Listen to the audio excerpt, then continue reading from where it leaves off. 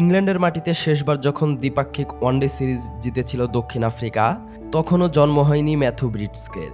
সেই ব্রিটসকি এখন প্রোটিয়াদের হয়ে ইতিহাস লিখলেন নতুন করে। লর্ডসে বৃহস্পতিবার দ্বিতীয় ওয়ানডেতে ইংল্যান্ডকে 5 রানে হারিয়ে এক ম্যাচ হাতে রেখেই সিরিজ নিশ্চিত করেছে দক্ষিণ আফ্রিকা। 1998 সালের পর ইংল্যান্ডের মাটিতে এটাই তাদের প্রথম ওয়ানডে সিরিজ জয়। প্রথমে ব্যাট করে প্রোটিয়ারা গড়ে 330 রানের বিশাল সংগ্রহ। ওয়ানডে ইতিহাসে লর্ডসে এটি দ্বিতীয় সর্বোচ্চ স্কোর। দলীয় সংগ্রহের ভিত গড়ে দেন ব্রিটসকি। 7টি 4 ও 3টি ছক্কায় 77 বলে 85 রান করেন এই তরুণ ব্যাটসম্যান।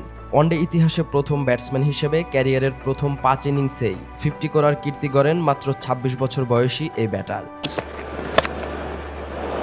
সাথে ছিলেন ট্রিস্টান স্টাবস, যিনি খেলেছেন 62 বলে 58 রানের ইনিংস। শেষ দিকে দেওলাত ব্রেভিস ও করবিন বশের ছোট ছোট ঝড়ো ইনিংসে আরও বড় হয় দলের স্কোরবোর্ড। জবাবে ইংল্যান্ড লড়েছে শেষ বল পর্যন্ত।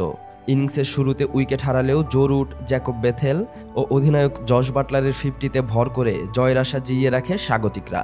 উইল জ্যাক্স ও শেষ দিকে জোফ্রা আর্চারের ব্যাটে ম্যাচ গড়ায় রোমাঞ্চকর এক পরিণতির দিকে। শেষ ওভারে ইংল্যান্ডের দরকার ছিল 16 রান। এই ওভারে 2টি 4-এ ইংলিশদের আশা জাগান আর্চার, কিন্তু শেষ বলে ছক্কার প্রয়োজন মেটাতে ব্যর্থ হন তিনি। 325 রানেই থেমে যায় ইংল্যান্ড। দক্ষিণ আফ্রিকার জন্য এটি শুধু এক জয় নয়, বরং এক দীর্ঘ প্রতীক্ষার অবসান। আর ব্রিটসকির জন্য তারুণ্যের আলোয় আলোকিত এক নতুন অধ্যায়ের সূচনা।